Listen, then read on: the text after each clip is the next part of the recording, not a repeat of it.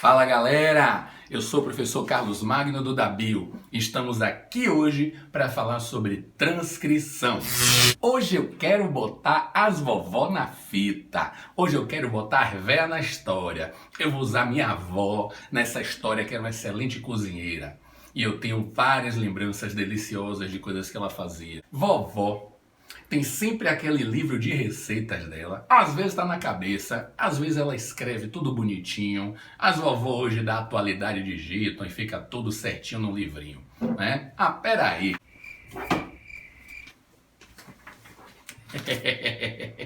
Olha o que eu tô falando aqui, ó. Livro de receita. Só que pense não em Dona Benta. Pense no seguinte, pense naquele livro que vovó escreveu um a um e ama aquele livro. Aí você, minha filha, ou você, rapazinho que gosta também de cozinhar, eu gosto também de cozinhar, você vai ligar pra vovó e dizer: minha avó, é o seguinte, eu tô querendo aquela receita de torta de abacate. Vovó, é o seguinte, eu tô querendo aquela receita de torta de abacaxi bala, eita lelê, e eu quero ir aí pegar seu livro de receita. A vovó é otária, é pai? Não. Vovó vai te dizer: olha, você pegue um papel e um lápis e anote aí o que eu vou te dizer. Vovó esperta. E aí você vai copiar o que vovó tá falando do livro de receita dela. Tá ligado aí? Tá de boa? Então você copia tudo, entendeu? É não sei quanto de farinha de trigo, toma ali ovo, é manteiga, é abacaxi, é a mexinha que fica ali no meio do abacaxi, aquela calda deliciosa, é coisa pra caramba. E depois os procedimentos que serão necessários para que você faça a sua torta. Então depois que vovó te deu tudo, que você copiou, você vai pegar aquele papelzinho e vai até a cozinha e vai pegar os ingredientes. E a partir daí, você vai fazer a sua torta de abacaxi. Coloca no forno e depois de um tempo eu vou ser bonzinho, viu? Eu vou ser bonzinho com a história. Sai aquela torta massa que fica próxima, parecida com a de vovó. Magno, por que você está contando essa história aí para passar o tempo? É o seguinte, estamos falando de transcrição. Transcrição a gente vai usar o quê? O DNA. O DNA é a molécula hereditária mestra. O DNA está presente no núcleo de células eucarióticas e o DNA está presente no citoplasma de células procarióticas.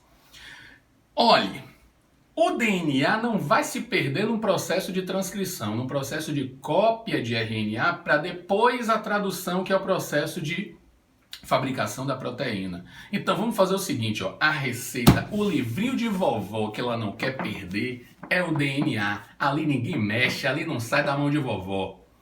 A cópia que você fez a partir desta receita é o RNA, que foi feita a partir de um processo de transcrição do DNA molde.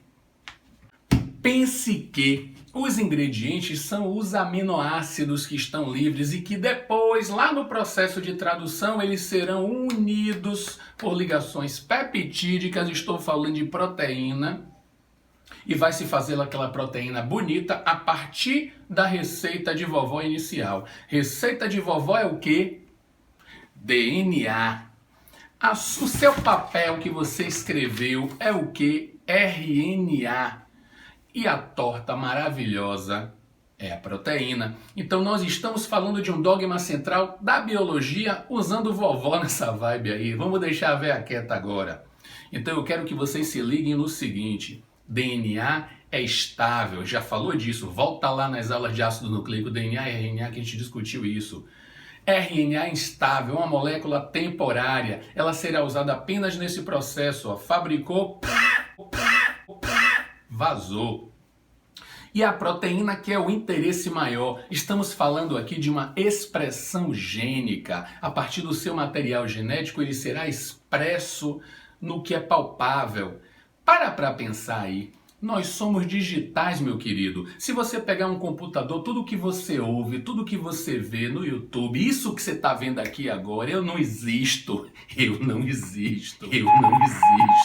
Então, o som, a imagem, tudo isso é digital, é um código binário de zeros e uns. Nós somos digitais, nós somos códigos. Códigos de 4 letrinhas: adenina, timina, citosina, guanina. Então nós temos esse código em que, claro, várias combinações vão se expressar em diferentes proteínas. Então o que vamos discutir hoje aqui tem a ver com esse processo. O primeiro processo importante para que haja a expressão do gene, esse processo é a transcrição. Transcrição vai ocorrer principalmente na intérfase nas fases G1 e G2. Transcrição para depois a tradução. Vamos nos ater a algumas características básicas da transcrição. Transcrição é um processo do qual um gene do DNA, um trecho codificável, vai ser utilizado para se fabricar um RNA. A principal enzima envolvida nesse processo, não se esqueçam, RNA polimerase. Então, por exemplo, transcrição do DNA é feito pela... Aí você fica, porra, transcrição do DNA é feito pela DNA polimerase. Não, garotinho! Transcrição do DNA, a transcrição é feita pela RNA polimerase.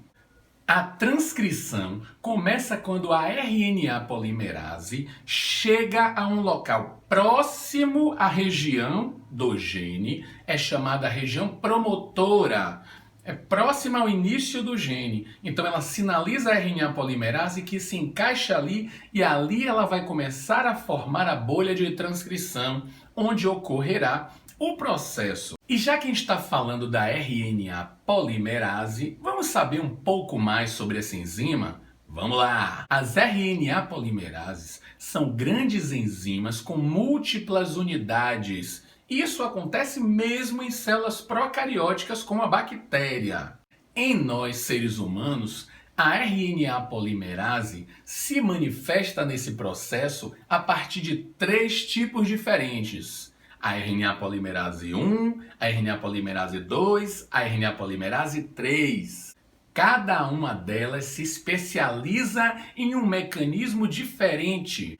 Cada uma delas se especializa em transcrever determinados tipos de genes. A RNA polimerase 1 catalisa a síntese de RNA ribossômico. A RNA polimerase 2, essa é que é a nossa atenção, porque ela transcreve os genes que estarão no RNA mensageiro. E a RNA polimerase 3 tem a função de sintetizar o RNA transportador, aquele que vai levar os aminoácidos ao ribossomo para formar a cadeia polipeptídica, isso lá na tradução. Então, na fase inicial, o promotor em que o RNA polimerase irá se encontrar, ele tem aquela região especial chamada de região Tata Box, que é uma sequência na fita codificante. Esse promotor está presente nas células eucarióticas. Células procarióticas não possuem esse tipo de promotor. Alongamento é a fase em que o RNA mensageiro vai se alongando à medida que os nucleotídeos livres vão se acoplando neste processo. Durante esse alongamento, a RNA polimerase caminha na fita molde nesta direção que inicia nela 3' para 5'. Obviamente, ela faz o padrão que é desenvolver uma fita de RNA no sentido 5', 3'. Compreendeu isso? Se a fita molde ela é 3' para 5', ela vai construir de forma antiparalela a fita 5', 3', perfazendo o sentido da vida. Na nossa última fase, que é a terminação, a RNA polimerase vai seguindo até encontrar essa sequência específica. Agora, os genes, eles não são contínuos em sua totalidade, vão possuir trechos diferenciados. Esse processo na transcrição promove no RNA a construção de partes chamadas de exons e introns, ao passo em que o RNA polimerase vai seguindo o DNA que produzindo essa fita contínua de RNA, que podemos chamar de um RNA imaturo, um pré-RNA. Então esse pré-RNA mensageiro, ele vai ser formado de partes que podemos chamar de exons e introns. Pense que naquele momento, a ideia de se formar uma proteína específica. Então o que vai acontecer aqui? Você tem um RNA imaturo com partes que para aquela proteína que vai ser construída são indesejadas e outras partes são as necessárias. Então o que vai acontecer aqui? Após a construção desse RNA mensageiro, em células eucariontes, vai ocorrer um processamento desse RNA. O que é esse processamento? Vai ser a excisão, a retirada dos introns. Note, esses introns para aquele momento não são necessários. Então se retiram esses introns e ficam apenas os exons, trechos importantes para a construção daquela proteína. Após essa excisão dos introns, há uma ligação entre os exons, aí sim teremos um RNA mensageiro maduro. Esse RNA mensageiro irá sair do núcleo a partir do poro da carioteca e irá de encontro a ribossomos. Esses ribossomos podem estar livres no citoplasma ou podem estar aderidos ao retículo endoplasmático rugoso ou granular. Esse RNA mensageiro maduro, ao encontrar, por exemplo, ribossomos livres, eles vão se aderir a esse RNA. Se for um grupo de ribossomos que vão seguir uma sequência tranquila, vão fabricar várias proteínas. Você pode chamar isso de polissomos. Polissomos são ribossomos livres que se aderem a uma molécula de RNA mensageiro madura para sintetizar a proteína, para fazer a tradução daquele processo. Se esse RNA mensageiro se acopla a um retículo endoplasmático rugoso, vai estar sendo ligado aos ribossomos do retículo endoplasmático rugoso, que este sim vai estar fazendo a tradução desse processo. Então temos dois processos diferentes. Mas vamos voltar para cá. Eu quero atentar ao splicing. Vamos fazer a retirada dos introns e ficar os exons para que tenha um RNA maduro. E percebam aí que esses exons podem formar diferentes combinações. Então essas novas combinações vão propiciar aos chamados splicings alternativos, processamentos alternativos, em que de um gene podemos ter diferentes proteínas, diferentes RNAs mensageiros com colocações outras dos exons. Vamos fazer um exemplo, vou numerar aqui. O espaço vazio seriam os introns. Cada dedinho aqui tem um exon, exon 1, exon 2, exon 3, exon 4. No splicing, após ter formado o RNA mensageiro, eu vou retirar os introns. Juntei uma sequência de exon 1, exon 2, exon 3, exon 4. Isso é um RNA mensageiro que levará um tipo de proteína, proteína 1. Mas, se nesse processo que eu retiro os introns, eu coloco esse exon na frente, esse exon em outro lugar, mudei tudo, é um outro RNA mensageiro, é uma outra proteína. Chamamos isso de splicing alternativo. Agora, qual a vantagem evolutiva de termos RNAs imaturos com exons e introns? Vamos pensar aqui comigo? O ser humano tem em torno de 23 mil genes, 23 mil trechos funcionais em seus cromossomos e acaba produzindo mais que 100 mil proteínas diferentes. Agora vamos pensar, como é que com 23 mil genes você vai ter 100 mil proteínas diferentes? Splicing alternativo, papá. Turminha do meu coração, esse é um esquema que eu gosto muito quando nos referimos ao dogma central da biologia. Esse esquema ele vai explicar todo o processo de envolvimento dos ácidos nucleicos até que se forme uma proteína. E não só isso. Ele também vai explicar o processo de replicação. Discutimos isso num vídeo anterior. Vai procurar onde tem replicação do DNA. Não vamos nos ater a ele hoje. Eu quero que fique aqui, justamente usando o DNA para se copiar uma molécula de RNA. A gente chama esse processo de transcrição. A transcrição ela vai ocorrer em células eucarióticas no núcleo. A transcrição ocorre em células procarióticas justamente no citoplasma, devido a essas células não possuírem a carioteca, elas terem um núcleo desorganizado. Aqui vocês estão vendo transcrição reversa, onde fitas de RNA simples são usadas para se fazer o DNA. Esse processo você vai encontrar em vírus, como por exemplo o vírus HIV. Em seguida você tem o processo de tradução. Esse processo de tradução vai ocorrer no citoplasma, tanto em células eucarióticas como células procarióticas, onde o RNA se encaixa com o ribossomo, e aí o ribossomo, que tem a função de sintetizar proteína, vai guiar todo o processo envolvendo 3 tipos de RNA. O RNA mensageiro, que é o que traz a mensagem, que é o que traz a sequência copiada do DNA. O RNA transportador, que vai levar os aminoácidos até o ribossomo para que eles sejam unidos em cadeias polipeptídicas. E o RNA ribossômico, que já faz parte do próprio ribossomo no maquinário para que se ocorra a tradução. Então, esse processo é um processo lindo. Eu gosto muito dele, eu gosto muito de ensinar, de falar sobre ele.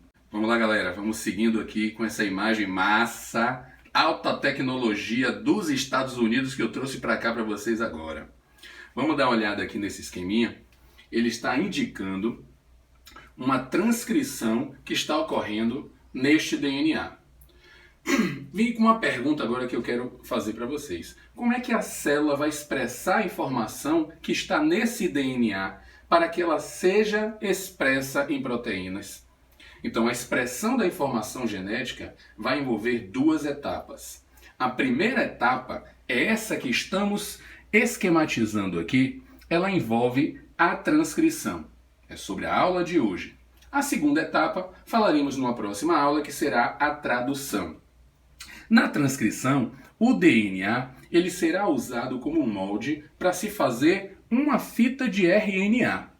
Notem aqui, mais uma vez, que o DNA são fitas antiparalelas. Uma está se estabelecendo aqui do 5' para 3' e outra está se estabelecendo aqui de 3' para 5'. A fita que será utilizada para a transcrição será a fita 3' para 5'. Notem que a RNA polimerase, que é a principal enzima que está envolvida nesse processo, ela vai seguindo a direção, fabricando o RNA no sentido 5' para 3'. Para isso, ela vai utilizar a fita molde que se inicia na 3'. Então, esse DNA vai ser usado como molde para fazer o RNA. Não é qualquer trecho de DNA que vai poder ser transcrito em RNA. Por exemplo, o outro trecho ele não vai ser transcrito, mas a sequência de RNA será parecida com a sequência do trecho que não está sendo copiado, com exceção, é óbvio, da uracila no RNA no lugar da timina que fica no DNA. Apenas genes são transcritos em RNA. Apenas genes. Isso quer dizer que o conceito de gene seria qual? Um conceito que eu acho muito adequado é que gene é o trecho de DNA que codifica, na maioria das vezes, uma proteína. E aí nós temos aqui quem vai fazer a transcrição do DNA, que é justamente a RNA polimerase. Ela só pode transcrever trechos de DNAs que são genes, e outra sempre no sentido 5' para 3'. E como saber onde é que começa o gene, Magninho?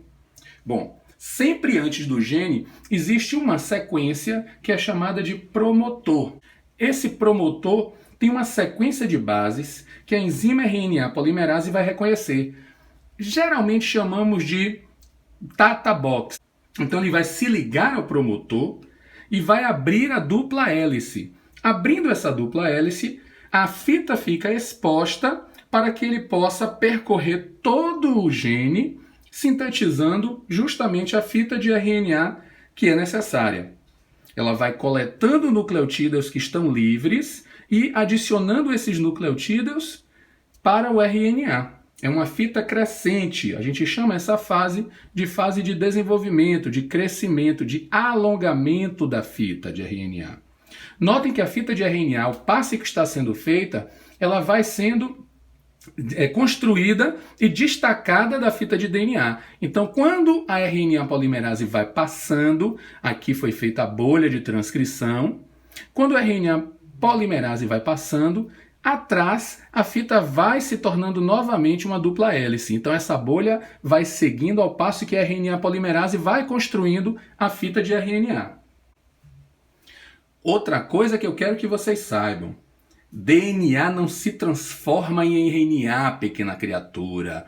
Muitos alunos gostam de dizer isso. O DNA se transformou em RNA. Isso não acontece. Agora, o que vai definir o início e o fim de um gene numa molécula de DNA?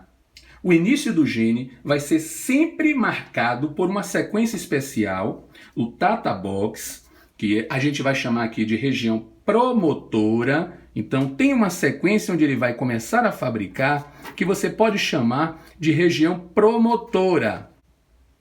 Ela que vai determinar o local em que a RNA polimerase vai se encaixar no DNA para a síntese de RNA. Esse processo segue até que a RNA polimerase encontre uma sequência de bases. Essa sequência de bases a gente poderia chamar de sequência de término de transcrição.